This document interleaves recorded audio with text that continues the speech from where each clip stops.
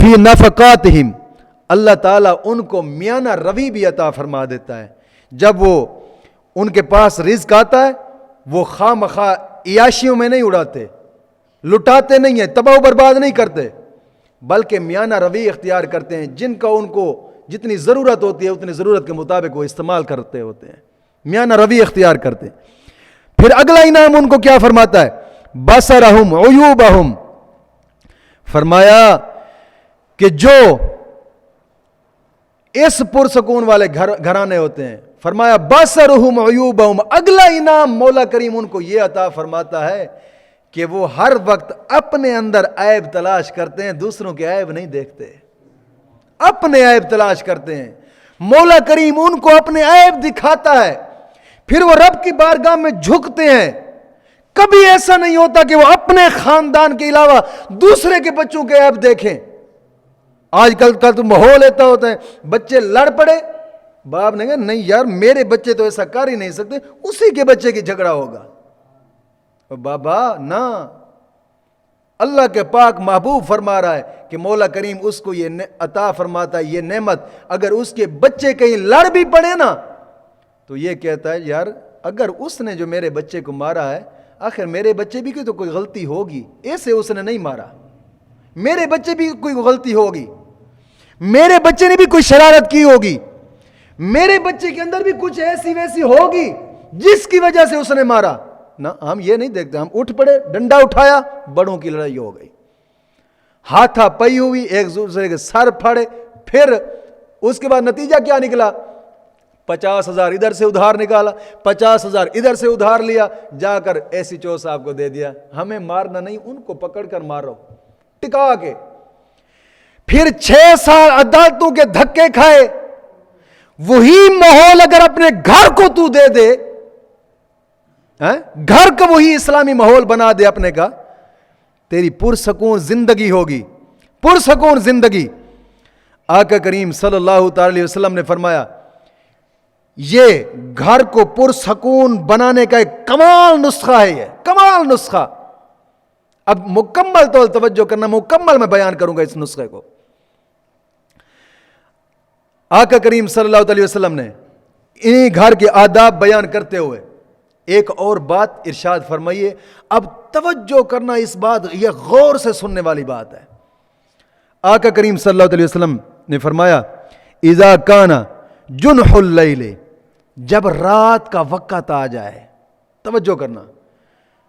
اب کہتے ہیں نا یار ہمارے گھر میں میرے بچے کے اوپر پتہ نہیں کو سایہ پڑ گیا ہے، میرے بچے کے اوپر پتہ نہیں کسی نے جادو کر دیے ہیں، میرے بچے کے اوپر پتہ نہیں کسی نے وہ اثرات پھیل دیے ہیں. پھر بھاگے ادھر ادھر، فلاں مولوی سے حساب، فلاں مولوی سے حساب، فلاں مولوی سے حساب، سارے حساب کتاب جناب لگا. کسی نے کہا جنات ہیں، کسی نے کہا سس نے جادو کیا، کسی نے کہا سورے نے جادو کیا، کسی نے کہا بھنویا نے جادو کیا، کسی نے کہا مامے نے جادو کیا، کسی نے کہا فلاں نے تمہاری رزق کی بندش کر دیجیے. کر لیے، سارے حساب کتاب ہو گئے. اب توجہ، آقا کریم صلی اللہ علیہ وسلم نے فرمایا جب رات کا وقت آ جائے، رات کا وقت ہو جائے، پھر تم کیا کرو؟ کفو سبیانکم،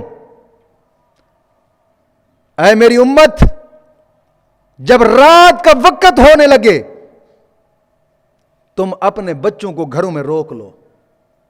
اب توجہ کرنا، وہ رات کا وقت کون سا ہونے لگا ہے، میں آگے اس کی وضاحت کرنے لگا ہوں. ایسا نہ ہو کہ جناب ذہن میں سوچ لیں نہیں جی حدیث پاک میں آتا ہے کہ اپنے بچوں کو رات کو گھر میں رکھیں لہٰذا مدرسے میں قرآن پڑھنے کے لیے نہ جائیں. میں وضاحت کرنے لگا ہوں اس حدیث کی، اب توجہ کرنا. فرمایا اپنے بچوں کو گھروں میں روکو، کس وقت؟ فرمایا ان الشیطان ینتشر حینئذ فَإِذَا ذَهَبَ سَاعَةٌ مِّنَ اللَّيْلِ فَخَلُّوهُمْ إِنَّ الشَّيْطَانَ يَنْتَشِرُ حِينَئِذٍ. فرمایا جب سورج غروب ہو رہا ہو، وہ سورج کی ٹکی سرخ ہو جائے، جب ٹکی سرخ ہو جائے سورج کی، اس وقت تم اپنے بچوں کو گھروں میں روکو. کیوں؟ ان الشیطان ینتشر، اس وقت شیطانوں اور جنات کے نکلنے کا بہر وقت ہوتا ہے. وہ باہر نکلتے ہیں، کھلے عام ایک دوسرے کو دھکے دیتے ہیں، جناب علی بھاگتے ہیں، اور پھر وہ بچوں کو اغوا کر لیتے ہیں، کسی بچے کو تھپڑ مار دیا, کسی بچے کو دھکا دے دیا, کسی بچے کے اوپر اپنا سایہ ڈال دیا, کسی بچے کو پکڑ کر جھنجھوڑا, اس وقت یہ شیطان یہ کام کرتے ہیں. جب سورج کی ٹکی سرخ ہو رہی ہو, غروب ہونے کے بعد, پھر حضور نے فرمایا باہر نکال دو. کون سا ٹائم ہوتا ہے یار, کون سا کوئی بڑا ٹائم ہے کہ گھروں میں بچوں کو روکو. آقا کریم صلی اللہ علیہ وسلم نے فرمایا اس وقت شیطان جنات باہر ہوتے ہیں, پھر اثرات ڈالتے ہیں. پھر ہم کیا کرتے ہیں, بھاگتے ہیں, مولوی صاحب جی جنات تے نکال دو. مولوی صاحب کہتے ہیں جنات جن تاں نکلنا ہے جے 15,000 مینو دے تھے. پیر جی جنات نکال دو جی 50,000 مینو دے تو جن تیرا تاں نکلنا, ہی میں نہیں نکلنا. کیوں مر رہے تو جن نال پہلے گال کر لی, جب تک مینو پیسے نہ دے تو نہ نکلے, جب تک پیسے نہ دے تو نہ نکلے. تم شروع سے ہی آقا کریم صلی اللہ علیہ وسلم کے فرمان پر عمل کر لو نا. ان الشیطان ینتشر حینئذ, آقا کریم صلی اللہ علیہ وسلم نے فرمایا کہ جب سورج غروب ہو رہا ہو, سورج سرخ ہو جائے, اس وقت تم اپنے بچوں کو اپنے گھروں میں روکو. کیوں؟ فَإِذَا ذَهَبَ سَاعَةٌ مِّنَ اللَّيْلِ فَخَلُّوهُمْ, جب تقریباً کچھ لمحہ گزر جائے پھر تم بے شک بچوں کو باہر جانے دو, پھر بے شک بچوں کو باہر جانے دو. کیوں؟ وہ کھیل کود کے ایک دوسرے کو دھکے لڑ جھگڑ کر شیطان ادھر ادھر ہو جاتے ہیں, تمہارا بچہ چلا جائے پھر باہر, پھر کچھ نہیں ہوگا. جب وہ دھکے دیتے ہیں ایک دوسرے کو, جھپٹ پڑتے ہیں, اولادیں خراب ہوتی ہیں.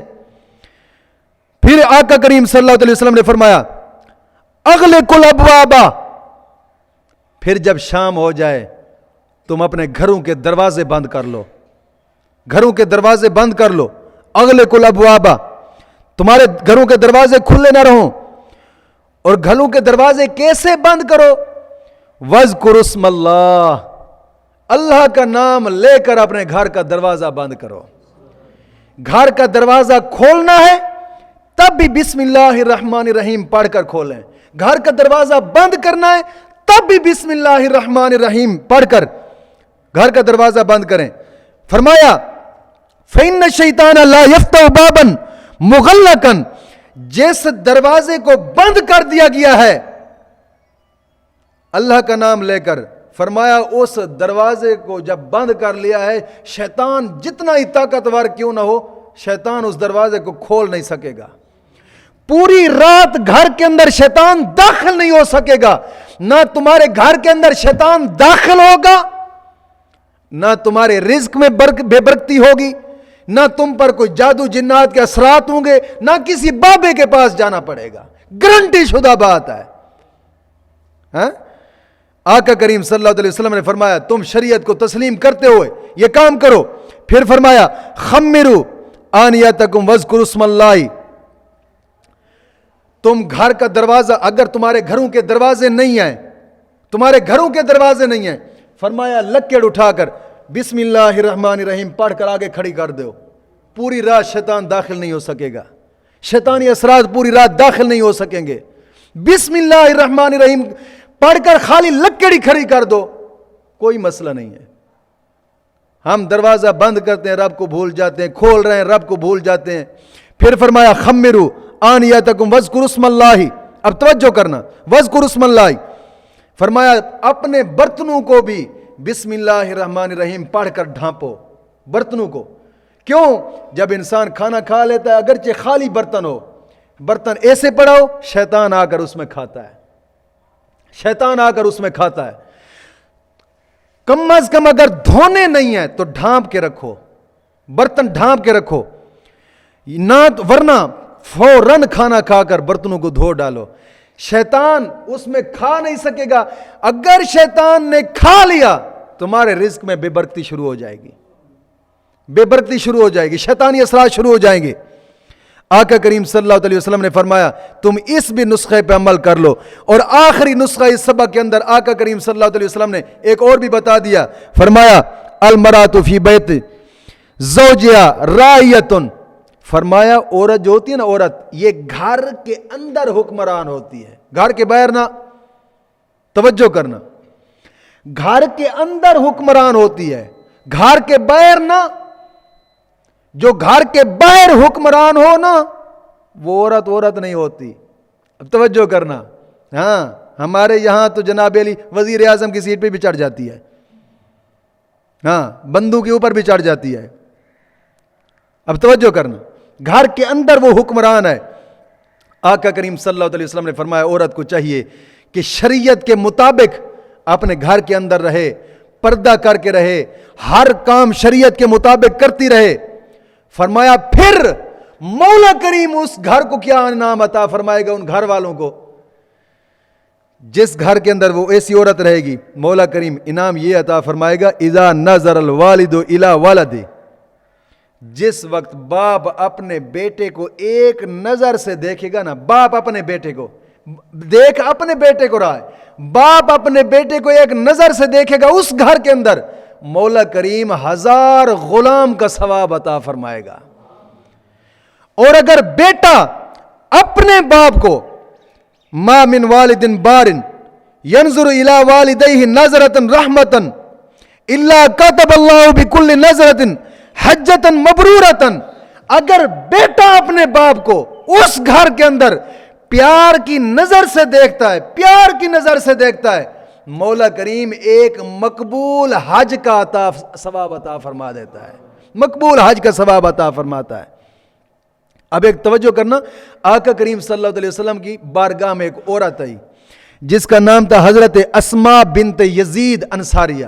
اب یاد رکھیے گا, یزید ایک صحابی کا نام تھا.